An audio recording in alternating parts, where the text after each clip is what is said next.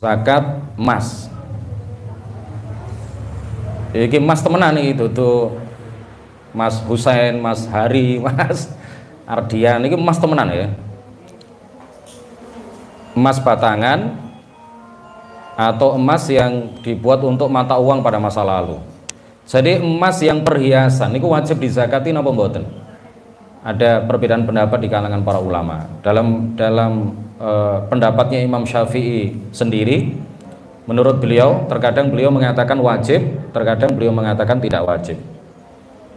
Lebih hati-hatinya perhiasan emas jika memenuhi syarat maka wajib dikeluarkan zakatnya. Ada dua terkait emas ini yang perlu dipahami. Jadi zakat emas itu pertama harus mencapai nisab supaya wajib dikeluarkan zakatnya. Pertama harus mencapai nisab. Kedua harus haul. Nisab dan haul. Kalau tidak mencapai nisab walaupun menyimpan emas selama 2 tahun, 3 tahun tidak wajib zakat. Kalau di bawah nisab. Mencapai nisab tapi belum 1 tahun sudah berkurang kadarnya.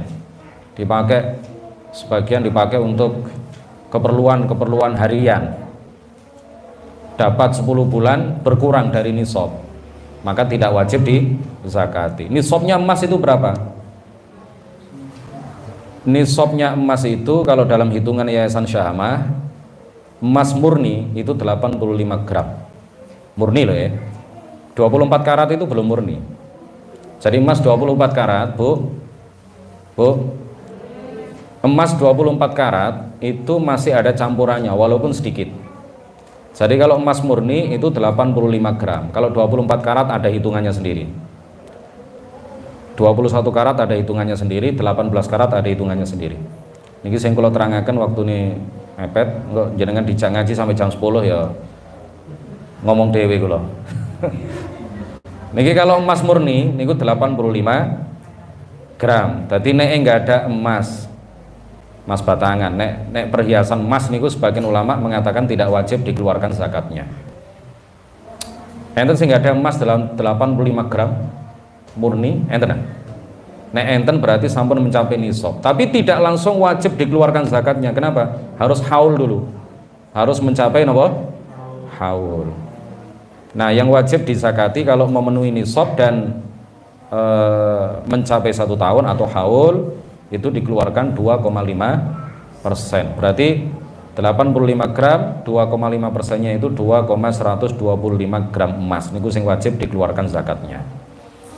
Perak, enten sing ada perak? Orang yang memiliki nisab perak yaitu 595 gram. 595 gram. Perak murni dan sudah haul mencapai 1 tahun, maka wajib dikeluarkan zakatnya 2,5%, yaitu 14,875 gram perak, minimal 595 gram. Okay? Minimal nisabnya perak niku 595 gram perak murni. Nah, terus ngeten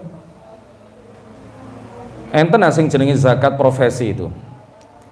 LBM itu menyatakan, LBM pusat ya, Lembaga Bathul Masail Pusat, PWNU Jawa Timur juga, tidak dikenal di dalam Islam istilah zakat profesi. Sudah ditetapkan oleh teman-teman di NU, dan ini juga yang menjadi apa yang biasa disampaikan di Syamah, bahwa zakat profesi itu tidak ada. Artinya dokter sebagai profesi dokter atau guru, profesi guru, atas nama guru, atas nama dokter, atas nama arsitek, itu tidak wajib mengeluarkan zakat tiap bulan. Tidak wajib mengeluarkan zakat tiap bulan setiap gajian 2,5%. Itu nggak ada ajarannya seperti itu.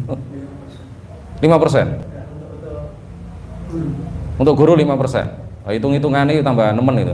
Gak karu-karuan. Jadi ini disamakan dengan zakat pertanian, tah nopo ngoten itu gak karu-karuan, nggak ada itu bid'ah itu. Nggak ada. Dan NU sudah menetapkan dari hasil Bahtul Masail bahwa zakat profesi itu tidak dikenal. Kenapa? Karena pada masa Rasulullah itu profesi sudah ada, tetapi Rasulullah tidak mewajibkan. pada masa Imam Syafi'i, pada masa imam-imam 4 mazhab, profesi itu sudah ada, guru pesantren itu sudah ada, sekolah, semacam sekolah itu sudah ada, dokter sudah ada, hakim sudah ada, profesi apapun yang sekarang ada itu dulu di masa lalu itu sudah ada, rata-rata sudah ada. Tapi ketika itu tidak ada satupun ulama yang mewajibkan zakat profesi. Zakat profesi itu sekarang itu kalau guru gajian langsung dipotong 5% zakat gitu kan.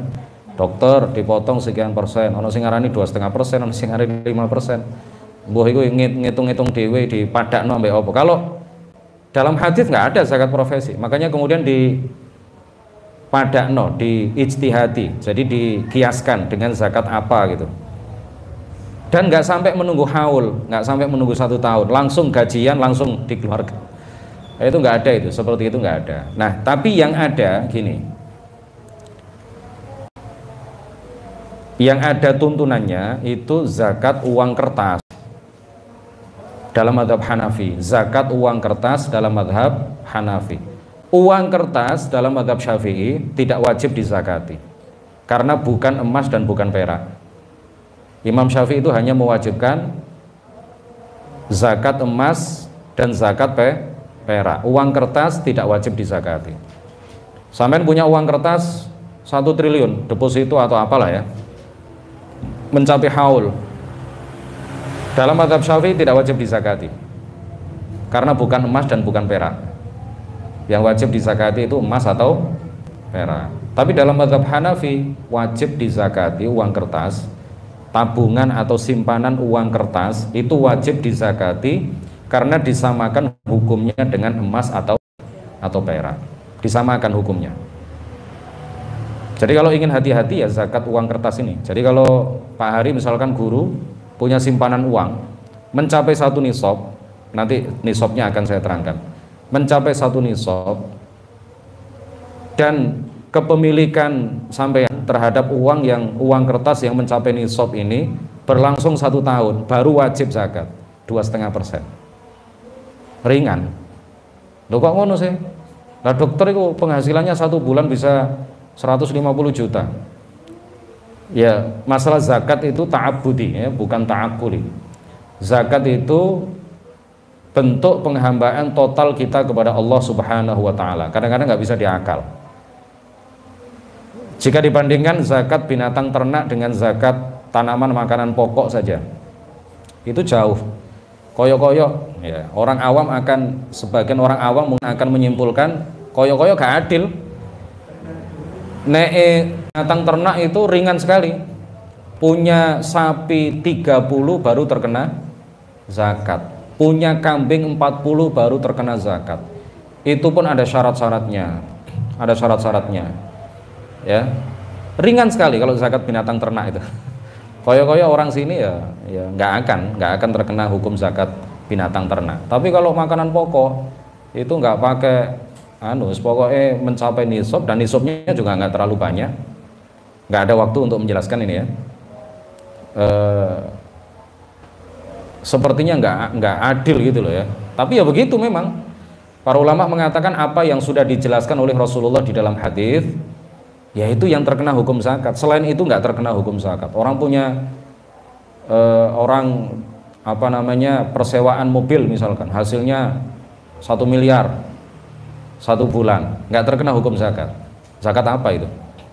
Wong sewa menyewa mobil.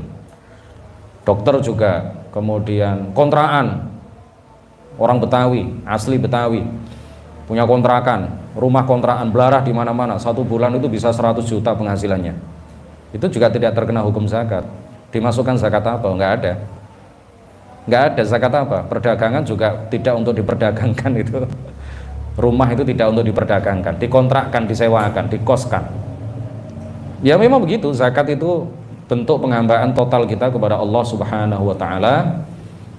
Apa yang sudah disebutkan oleh Rasulullah itulah yang wajib dizakati. Yang tidak disebutkan Rasulullah tidak wajib dizakati. Orang punya penghasilan apel misalkan ya, apel hasilnya banyak, tidak wajib zakat kalau memang tidak diperdagangkan ya. Kalau memang tidak diperdagangkan, buah apel itu tidak terkena hukum zakat. Tidak masuk pertanian. Enggak, yang masuk pertanian itu hanya dua, kurma dan kismis, kurma dan anggur kering. Kemudian tanaman makanan pokok, itu aja. Selain itu nggak kena hukum zakat. Apel, semangka, timun, apa ya, dan lain sebagainya. Kalau tidak diperdagangkan, ya tahu diperdagangkan ya. Diperdagangkan itu artinya dijual, kemudian kulaan maneh, dijual kulaan maneh. Nah, itu. Tapi kalau orang tani kan tidak begitu ya, dijual satu kali jual gitu aja kan. Berarti tidak terkena hukum zakat. Nah, zakat uang kertas dalam mazhab Hanafi. Zakat uang kertas dalam mazhab Hanafi.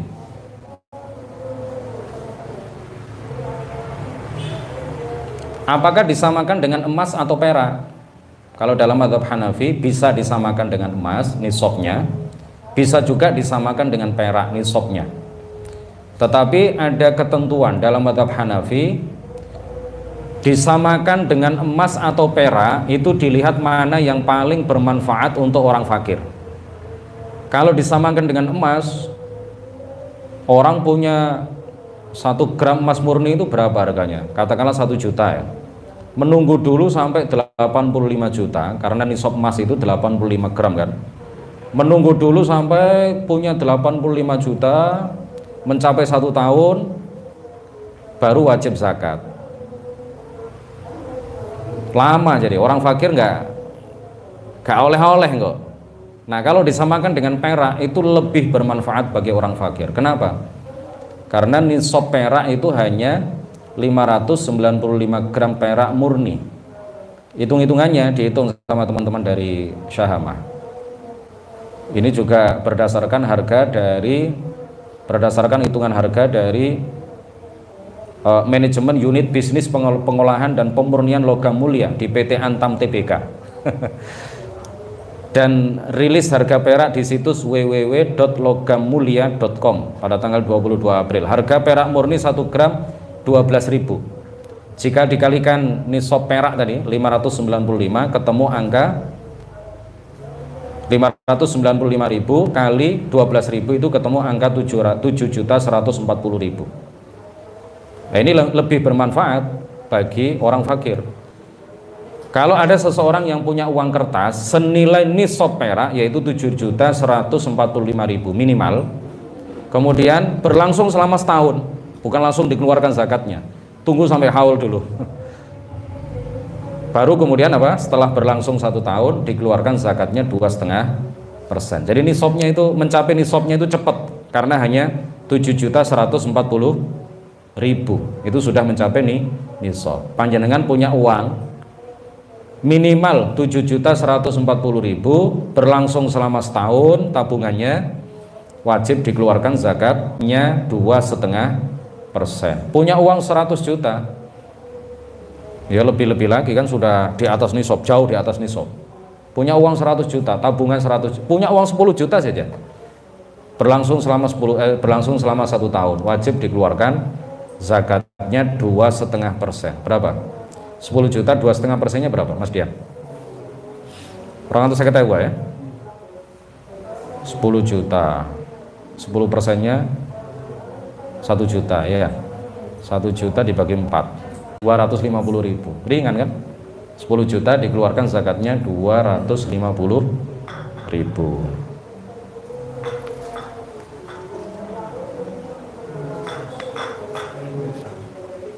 Kenapa?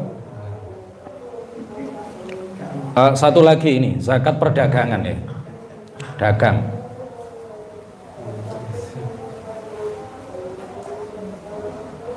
Pak Neya tasik dagang ya. Tasik dagang, apa pun di kantor siyat. Tasik ya. Ngeten dagang niku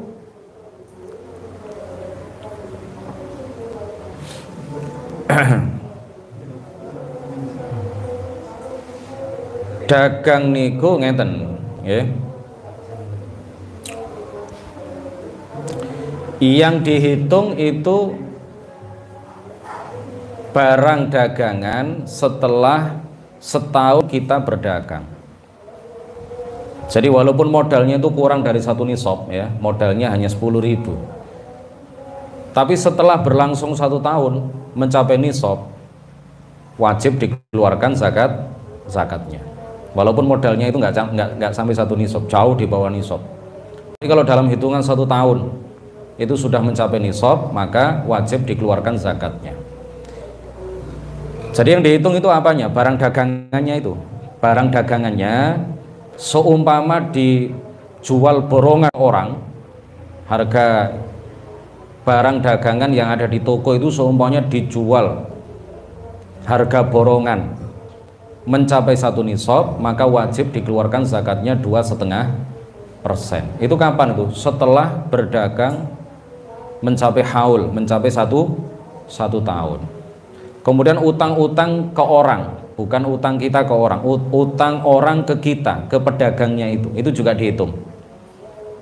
Itu juga dihitung, dihitung semua. Kalau mencapai nisab, maka wajib dikeluarkan zakatnya. Nah, nisabnya zakat perdagangan itu bisa disamakan dengan emas atau perak. Mana yang paling banyak digunakan di Indonesia? Emas. Kalau kita ingin mengeluarkan zakat harta perdagangan berupa emas, yang kita keluarkan zakatnya itu emas, maka disamakan dengan nisabnya emas, kurang lebih 85 juta. Ya tergantung harga emas berapa ya. Pokoknya senilai pinten 85 gram emas murni. Kalau 1 juta 1 gramnya berarti 85 juta. Nah sama ya, dalam zakat perdagangan ini dalam mazhab Syafi'i, kalau zakat harta perdagangan itu disamakan dengan zakat emas, itu yang dikeluarkan zakatnya untuk mustahik, untuk fakir miskin, itu harus berupa emas. Zakatnya itu ya harus berupa emas. Nah kalau panjenengan dagang ingin zakat berupa uang, itu berarti mengikuti mazhab Hanafi. Kalau dalam mazhab Syafi'i nggak sah, harus emas. Maringi emas dumateng tiang fakir sebagai zakat harta perdagangan. Nek kepengin rupa duwe berarti pindah tenggene mazhab Hanafi. Nah lagi-lagi mazhab Hanafi itu mana yang paling bermanfaat untuk orang fakir, berarti disamakan dengan perak. Al-anfa' lil fuqara. Berarti nek punya barang dagangan senilai tadi nisabnya perak 7.140.000, sudah berlangsung 1 tahun, setelah dihitung barang dagangan semuanya kalau seandainya dijual borongan itu 7.140.000, kemudian utang-utang orang, bon-bonan orang itu ke kita itu dihitung semuanya, yaitu mencapai 10 juta misalkan. Nah, berarti kan sudah lebih dari nisab itu kan. Nah, wajib dikeluarkan 2,5%-nya. Kalau ingin zakat harta perdagangan yang dikeluarkan itu berupa uang, berarti mengikuti mazhab Hanafi. Paham ya? Jelas nih? Oh, teng mriki enten iki harga emas murni nih. Setelah ditelusuri di PT Antam itu 1 gram emas murni harganya 997.000. Nanti niki konco-konco teng ngene saham iku telepon ngoten nggih.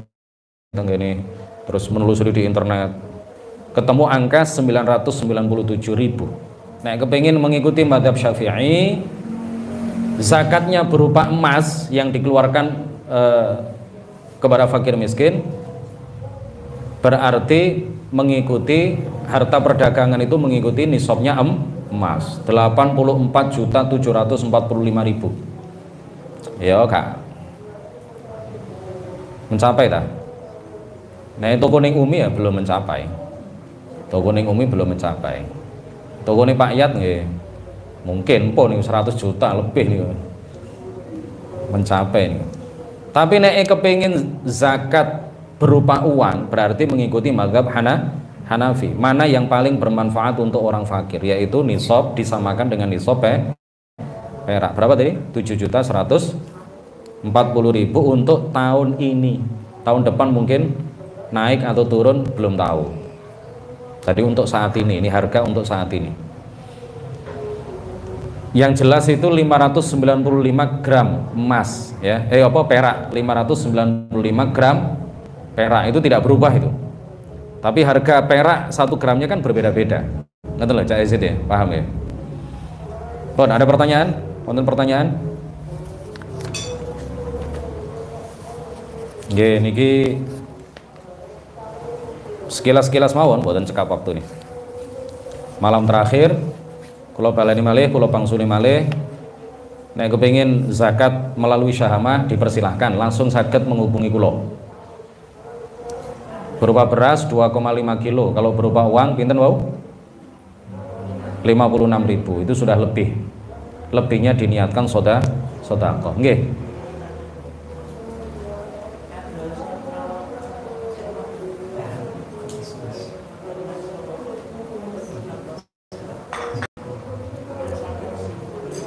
Nah, ya terus sing wonten tengene bank, tabungan.